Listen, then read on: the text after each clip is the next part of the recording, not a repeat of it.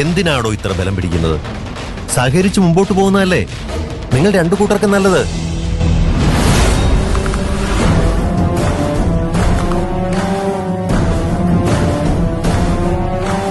എന്താടി, നിനക്ക് ഞാൻ പറഞ്ഞ ഇഷ്ടപ്പെട്ടില്ലാന്ന് തോന്നുന്നു.